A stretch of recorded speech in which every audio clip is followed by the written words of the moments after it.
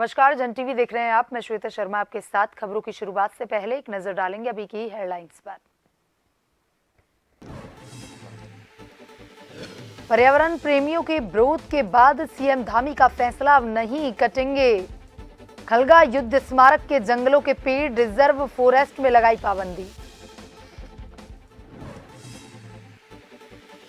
हल्द्वानी में पुलिस और एसओजी की कार्रवाई, गायब हुई 5 किशोरियों को किया बरामद, एक किशोर समेत 5 लोग गिरफ्तार।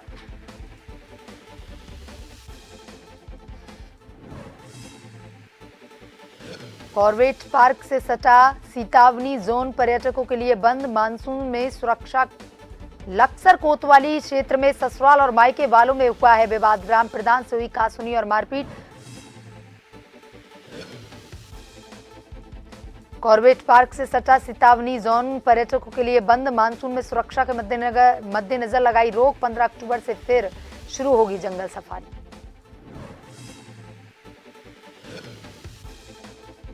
उत्तराखंड में पहाड़ से लेकर मैदानों तक झमाझम बारिश, प्री मानसून बौछारों से तापमान में 4 डिग्री की गिरावट। 3 जुलाई तक प्रदेश में भारी बरसात का ऑरेंज एवं येलो अलर्ट जारी।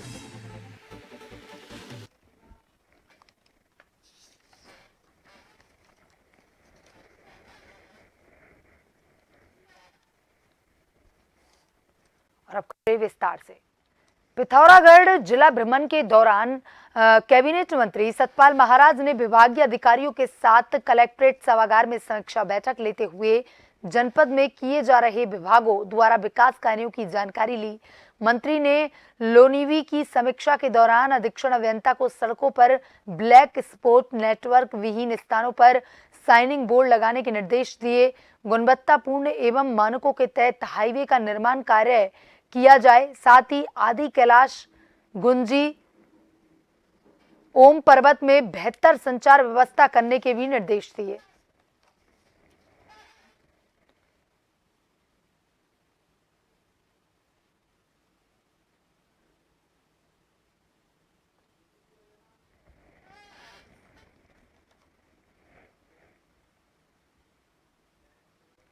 पर्यावरण प्रेमियों के भारी विरोध के चलते मुख्यमंत्री पुष्कर सिंह धामी के आदेशों के बाद खलगा रिजर्व फॉरेस्ट के पेड़ नहीं काटने का निर्णय लिया गया।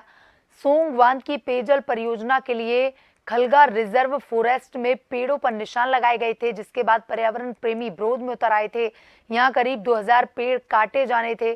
पिछले महीने आज तक ने ग्राउंड रिपोर्ट के जरिए पूरे मामले को कवर किया था। पड़ताल और आम लोगों से भी इसकी बातचीत की थी। भारी विरोध के बाद पेयजल निगम ने इस जमीन पर अपना दावा छोड़ दिया है।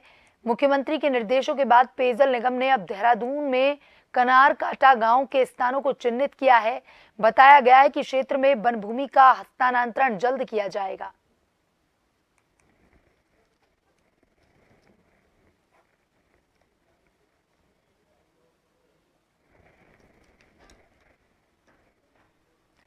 मुख्यमंत्री पुष्कर सिंह धामी ने बुधवार को नई दिल्ली दौरे में केंद्रीय रक्षा मंत्री राजनाथ सिंह से शिष्टाचार भेंट की। उन्हें राज्य की समस्त जनता की ओर से पुनः रक्षा मंत्रालय का दायित्व मिलने पर बधाइयां दी। मुख्यमंत्री ने नैनीताल में पार्किंग सुविधाओं के विकास के लिए रक्षा संपदा की भूमि को राज्य सरकार को देने का अनुरोध किया।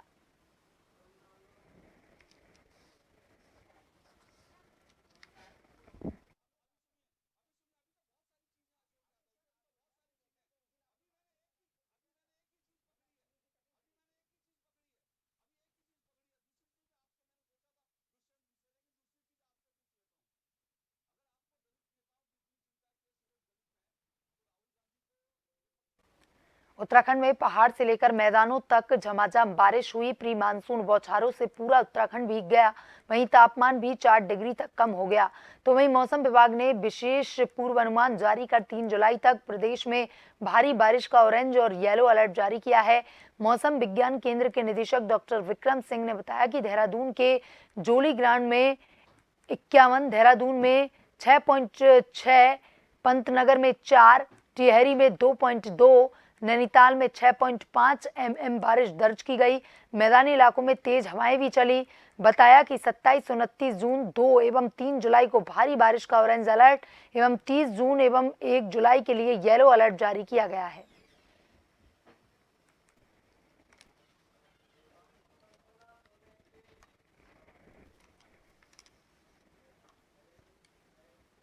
और इसी खबर पर ज्यादा जानकारी के साथ हमारे संवाददाता हिमांशु वर्मोला फोन लाइन पर जुड़ चुके हैं। हिमांशु, उत्तराखंड में प्री मानसून की बारिश शुरू हो चुकी है और लगभग सभी क्षेत्रों में भारी बारिश भी हुई है और आगे भी बारिश को लेकर के अलर्ट जारी किया गया है। अभी का क्या कुछ वहां पर माहौल है बारिश को लेकर के? निश्चित रूप से आपको बताना चाहता हूं कि उत्तराखंड में बारिश को लेकर जो पूर्वानुमान जारी किया गया है उसके तहत अलर्ट भी यहाँ पर जारी किया गया है और प्रदेश में इस वक्त कई जिले ऐसे हैं जहाँ पर लगातार बारिश हो रही है। इसके साथ ही साथ जब मौसम का पूर्वानुमान जारी किया गया तो इसके साथ ही मौसम विभाग ने अलर्ट भी जारी कर दिया और इसकी चेतावनी के साथ साथ जो है प्रशासन भी अब अलर्ट मोड पर यहाँ पर आ चुका है। वहीं अगर बुधवार की बात कर ली जाए तो बुधवार को जो पहाड़ी क्षेत्र है वहां पर बारिश हुई थी, मैदानी क्षेत्रों में कहीं कहीं पर बारिश हुई थी। इसके साथ ही जो प्री मानसून की जिस तरीके से हम बात कर रहे हैं तो अब प्री मानसून से पूरा उत्तराखंड में लगातार जो है बारिश है। हालांकि कहीं पर रुक रुक के बारिश हो रही है, कहीं पर लगातार बारिश है।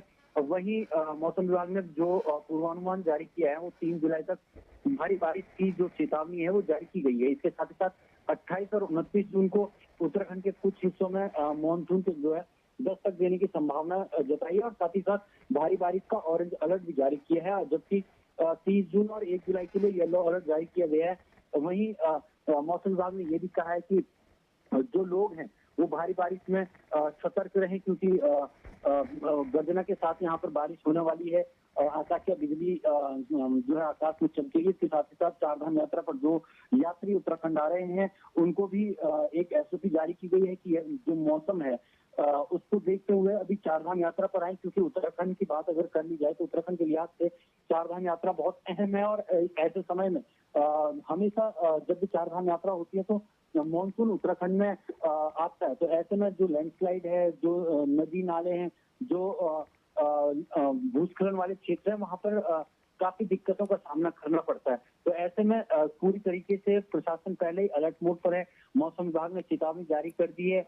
इसके साथ साथ अब जो एसडीआरएफ और आपदा प्रबंधन है उत्तराखंड का, आपदा प्रबंधन विभाग वो भी अपनी तैयारियां पूरी कर रहा है। जी जी हिमांशु, तमाम जानकारी के लिए धन्यवाद।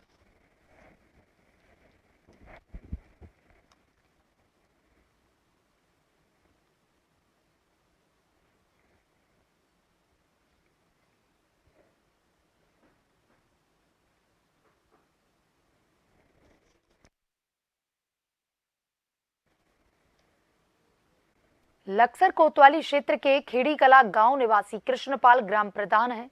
उनकी शादी उत्तर प्रदेश के जनपद बिजनौर के गांव गदनपुर की युवती से हुई। उनका पिछले कुछ दिनों से पत्नी के साथ विवाद चल रहा था, जिसके चलते उनकी पत्नी पिछले कुछ दिनों से अपने मायके में रह रही थी। बुधवार की शाम ग्राम प्रधान कृष्णपाल के ससुराल वाले अपनी बहन को छोड़ने के लिए खेड़ी कला गांव में आए, लेकिन इस बीच ग्राम प्रधान की ससुराल वालों से कहासुनी हो गई और देखते ही देखते मारपीट शुरू हो गई। इस दौरान हथियार भी निकल गए। वहीं गोली चलने पर ग्राम प्रधान कृष्णपाल घायल हो गए। घटना की जानकारी कोतवाली पुलिस को दी गई, लेकिन उससे पहले ही परिवार के लोग घायल कृष्णपाल को लेकर अस्पताल पहुंच गए, जहां से डॉक्टरों ने इसे हायर सेंटर रेफर कर दिया।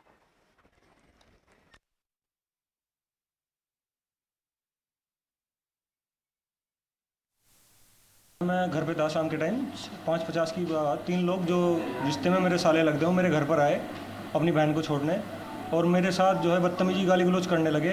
हाथापाई हुई उनके और मेरे बीच। फिर उन्होंने गाड़ी के डैशबोर्ड में देसी कट्टा निकाला और जैसे फायर की, जैसे मैं भागा तो गोली मेरे पैर में लगी। हल्द्वानी के बनभूलपुरा थाना क्षेत्र से 5 दिन पहले लापता हुई 2 नाबालिग बच्चियों को पुलिस ने सकुशल बरामद कर लिया है। एसएसपी प्रहलाद मीना ने मामले का खुलासा करते हुए बताया कि पुलिस और एसओजी टीम ने उत्तर प्रदेश के मुजफ्फरनगर से दोनों बच्चियों को सकुशल बरामद किया। साथ ही लड़कियों को भगाने वाले नाबालिग युवकों को भी पकड़ा गया है। एसएसपी ने बताया कि नाबालिग बच्चियों को भगाने वाले 4 लोगों को भी गिरफ्तार किया गया। पकड़े गए चारों लोग उत्तर प्रदेश के ही रहने वाले हैं।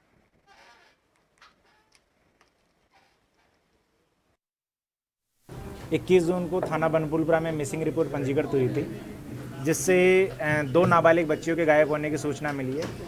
पुलिस ने प्रारंभिक सूचना के आधार पर जो सीसीटीवी सर्विलांस किया, जो पूछताछ की और जो सीडी एनालिसिस किया, उसके आधार पर ये 2 नाबालिग बच्चियां एक नाबालिग लड़के के साथ में यहाँ से निकली और पुलिस ने कंटिन्यूस ये जो तीनों लोग थे इनका पीछा किया और पश्चिम उत्तर प्रदेश के अलग अलग जगह हमारी टीमें पहुँची और हमारी टीम को ये लोग मुजफ्फरनगर मंसूरपुर रेलवे स्टेशन से वहाँ से हमारी टीम ने इनको बरामद किया गया है। बच्चियाँ सेफ़ है और उनके संदर्भ में जो आवश्यक विधि कार्रवाई है वो कर रहे हैं हम लोग। इन बच्चियों को भगाने में, उनको गुमराह करने में और उनको शरण देने के लिए 4 लोगों ने जो कृत्य किया है उसके संदर्भ में भी पुलिस आवश्यक कार्रवाई करते 4 लोगों को हमने गिरफ्तार किया गया है। भूलपुरा थाना क्षेत्र से एक और किशोरी लापता हो गई। वो अपने साथ घर में रखे 45,000 रुपए भी ले गई। परिजनों ने एक युवक पर उसे भगा ले जाने का आरोप लगाया। बनभूलपुरा थाना क्षेत्र की रहने वाली किशोरी के परिजनों ने बताया कि उसकी बेटी बीते 20 जून की दोपहर बिना बताए घर से चली गई। परिजनों ने तलाश की तो पता लगा कि उसे इंदिरानगर नूरी मस्जिद के पास रहने वाले समद पुत्र हुसैन ले गया है, जो मूल रूप से मुजफ्फरनगर उत्तर प्रदेश का रहने वाला है।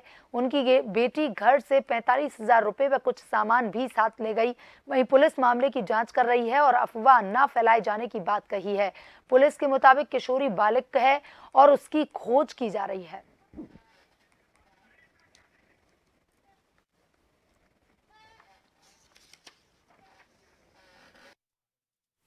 ये बालिग है, 19 वर्ष इसकी उम्र है। आधार कार्ड के अनुसार इसकी मिसिंग दर्ज है और इसको जो लड़का जो ले गया है साथ में, समद नाम है उसका, जो यहाँ इंदिरा नगर में काम करता था, ये मूल रूप से मुजफ्फरनगर का रहने वाला है। तो ये उसको भगा के ले गया है। इस पे दर्ज है और पुलिस अपनी कार्रवाई कर रही है। तो मैं मीडिया के माध्यम से, आपके माध्यम से ये भी कहना चाहूँगा कि इस तरह की अफवाहें न फैलाई जाएँ, क्योंकि ये दोनों बालिग हैं।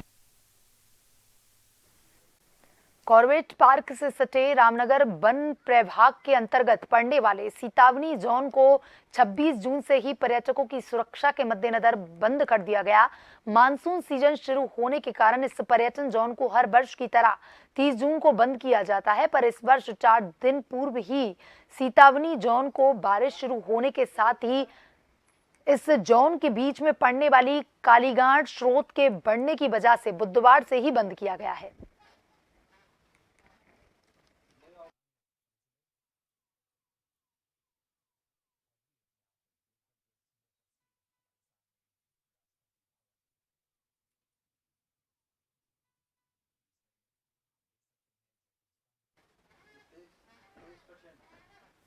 सीतावनी जोन को हम अक्टूबर 15 से जून 30 तक चलाते हैं, लेकिन वो यही कंडीशन के साथ चलाते हैं कि जब मानसून स्टार्ट हो जाते हैं तब सीतावनी, क्योंकि कालीगढ़ स्रोत जो निकलता है वहाँ हमारे सीतावनी जोन के बीच से, उसका भाव जैसे ही बढ़ जाता है तो हम बंद कर देते हैं। तो इस साल जब अभी बारिश जैसे ही स्टार्ट हो रहा है और कालीगढ़ का स्रोत का भाव भी बढ़ रहा है, तो हम उसको देखते हुए, सुरक्षा को देखते हुए सीतावनी जोन को अभी आज की तारीख से बंद कर दिया। नेक्स्ट अभी अक्टूबर 15 को मानसून को देखते हुए, मानसून जल्दी रिसीड कर जाता है अक्टूबर 15 तक। जैसे ही मानसून रिसीड कर जाता है अक्टूबर 15 को खोलने लायक हो जाता है, तो अक्टूबर 15 को स्टार्ट। हल्द्वानी में काठगोदाम नरीमन चौराहे से लेकर के काठगोदाम रेलवे स्टेशन तक सड़क चौड़ाईकरण करने में कई बड़े पेड़ों को काटने की सूचना पर कांग्रेस के प्रदेश प्रवक्ता दीपक और कांग्रेस नेता ललित जोशी अपने कार्यकर्ताओं के साथ एसडीएम कोर्ट पहुंचे, जहां उन्होंने सिटी मजिस्ट्रेट एपी वाजपेयी को इस संबंध में ज्ञापन दिया। उन्होंने ज्ञापन के माध्यम से यह मांग रखी कि पेड़ों को न काटा जाए, प्रशासन सड़क चौड़ाईकरण को लेकर दूसरा विकल्प देखे। वहीं सिटी मजिस्ट्रेट एपी वाजपेयी ने बताया कि सड़क चौड़ाईकरण में जो भी पेड़ आ रहे हैं उनको लेकर जिला प्रशासन बेहद संवेदनशील है। इस जोन को आगामी 15 अक्टूबर के लिए बंद कर दिया गया। का कोई विरोध नहीं करता है, परंतु जब उसकी वैकल्पिक व्यवस्थाएं मौजूद हैं शहर के अंदर तो पेड़ों को नहीं काटा जाना चाहिए। मेरा अपना पर्सनल मानना है। आज हम जो ज्ञापन इसी संबंध में दे रहे हैं। दूसरा, मेरा कहने का मतलब एक ये भी है, आप ये समझिए कि एक सड़क में एक पेड़ को 50 साल लगते हैं और एक बिल्डिंग को बनाने में मुश्किल से 2 साल लगते हैं। तो मेरा कहना तो है भाई, अगर सड़क चौड़ी बिल्डिंग बना करके होती है तो बिल्डिंग बना करके सड़क चौड़ी कर दीजिए, ना कि पेड़ काट करके। पर्सनल मानना है। देख रहे हैं उस पर सड़क चौड़ीकरण का कार्य करने की बात कही जा रही है, और जो सड़क किनारे जो बहुत पुराने विशालकाय वृक्ष हैं और उनके पातन की बात की जा रही है और उनको पुनर्स्थापित करने की बात की जा रही है, प्रत्यारोपण की बात की जा रही है। तो हमारा इसमें ये मानना है, क्योंकि आज तक भी प्रशासन द्वारा पूरा रोड मैप जो है वो जारी नहीं किया गया है कि ये रोड चौड़ी कहाँ से कहाँ तक हो रही है, और यदि ये चौड़ी सिर्फ नारीमैन से लेके कुछ रानीबाग तक हो रही है तो उसके आगे का क्या होगा, क्योंकि यहाँ पर चौड़ी सड़क है और आगे जाके वो संकरी हो जाएगी। तो फिर क्या वो जाम स्थल नहीं बनेगा? और इसके अलावा जो वृक्ष जो हमें ऑक्सीजन देते हैं, जीवन देते हैं, और अगर वृक्ष हैं तो हम हैं।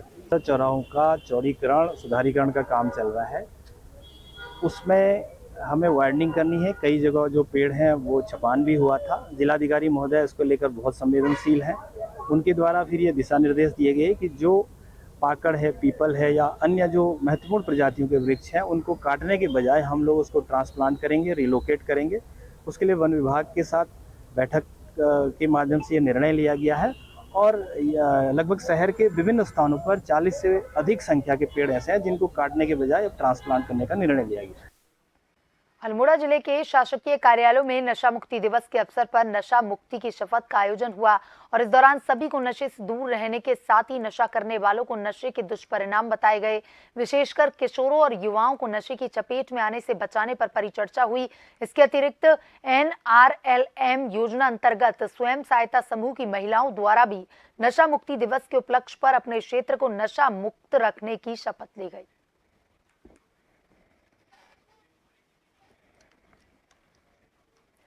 राज्य विधिक सेवा प्राधिकरण नैनीताल के प्लान ऑफ एक्शन माह जून के तहत जिला विधिक सेवा प्राधिकरण अध्यक्ष चंपावत जिला जज अनुज कुमार के निर्देश पर बुधवार को अंतर्राष्ट्रीय नशा मुक्ति दिवस के तहत सचिव जिला विधिक सेवा प्राधिकरण चंपावत भवदीप रावते के द्वारा लोहाघाट स्टेशन बाजार में लोगों को नशे के प्रति जागरूक किया गया। सचिव रावते ने लोगों को नशीली दवाइयों व नशे के अन्य साधनों से होने वाले नुकसान के बारे में जागरूक किया तथा जानकारी दी। उन्होंने कहा कि नशे से समाज के साथ साथ परिवार भी प्रभावित होते हैं। उत्तराखंड उच्च न्यायालय के अंतर्गत राज्य विधिक सेवा प्राधिकरण के अंतर्गत हमने लगाया है। इसका उद्देश्य यही है कि लोगों में जागरूकता फैलाई जाए। नशा नहीं करना है, तंबाकू नहीं करना है, स्मैक का यूज नहीं करना है। आजकल गोलियों पर इंजेक्शन का चलन बढ़ा है, तो इससे नुकसान क्या हो रहा है, जो हमारे नौजवान हैं वो इस लत के शिकार हो रहे हैं। उससे उन पे इतने पैसे नहीं होते, इतने सक्षम नहीं होते हैं, तो घर परिवार में चोरियां करते हैं, फिर वो लोगों का सामान चुराते हैं। मोटरसाइकिल हो सकती है, पानी की मोटर तक के मुकदमे आते हैं।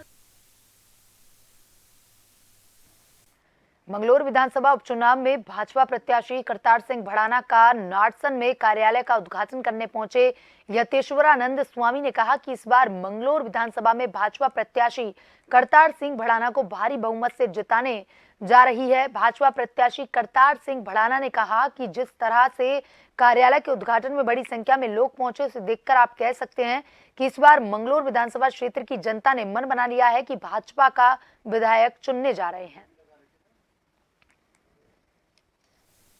मैं इनकी आशाओं पे खरा उतरूंगा, इनकी जो इच्छा है उन पे खरा उतरूंगा। मंगलौर में कोई कमी नहीं रहेगी। पहला काम, पहली नौकरी 1000 भाइयों को, बच्चों को, और वो भी पहले देखे जाएंगे जो ज़्यादा ज़रूरी है, जिसके लिए जिसका गुजारा नहीं हो रहा है, उसको पहले नौकरी दिलाएंगे और देने का काम करेंगे।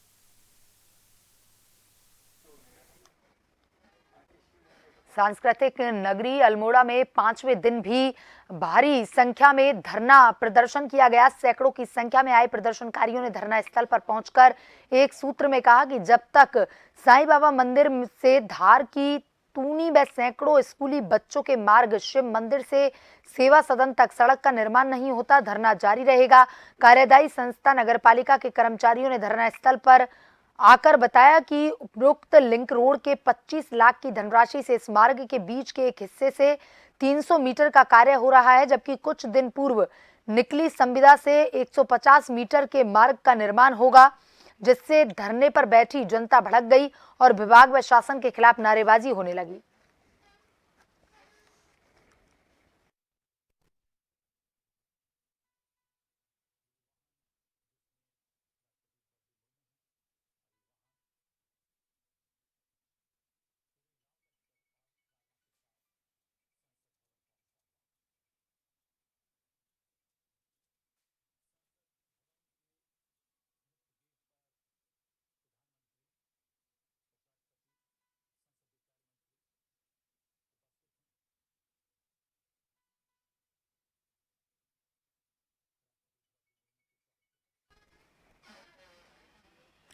मसूरी में माल रोड पर हो रहे अतिक्रमण के खिलाफ जिला प्रशासन द्वारा कार्रवाई शुरू कर दी गई है, जिसको लेकर बुधवार को एसडीएम मसूरी डॉक्टर दीपक सैनिक के निर्देशों के बाद मसूरी माल रोड के पिक्चर पैलेस चौक से शहीद स्थल तक सड़क किनारे किए गए अतिक्रमण को हटाने की कार्रवाई की गई, जिसे लेकर पटरी पर बैठे लोगों ने जमकर विरोध किया। पटरी व्यापारियों के विरोध को लेकर कोतवाल मसूरी अरविंद चौधरी मौके पर पहुंचे और पटरी व्यापारियों को माल रोड पर किए गए अतिक्रमण को स्वयं हटाने के निर्देश दिए। उन्होंने कहा कि माल रोड पर हो रहे अतिक्रमण को हटाने के निर्देश एसडीएम मसूरी के द्वारा दिए गए हैं, जिससे माल रोड को सुंदर और व्यवस्थित किया जा सके। जानते हैं कि अतिक्रमण हो रखा है, तो उसको हटाने के लिए प्रशासक महोदय के निर्देशानुसार यहाँ पर अतिक्रमण ड्राइव चलाई गई थी, जिसमें भी इन्हें मौका दिया गया है कि हटाने के लिए। अभी फिलहाल तो उनके द्वारा आश्वासन दिया गया है कि हम अभी नहीं लगाएंगे, फिर आगे की कार्रवाई जो जैसे भी प्रशासक महोदय निर्देश देते हैं उसके अनुसार की जाएगी। फिलहाल पूरे माल रोड को खाली करना है, ये तो तय है? बिल्कुल, जी, ये अतिक्रमण मुक्त करना है ताकि आगे जो पर्यटक हैं वो निर्बाध रूप से यहाँ पर चल सकें। बुलेटिन में अभी तक के लिए इतना ही। बने रहिए जन टीवी के साथ। नमस्कार।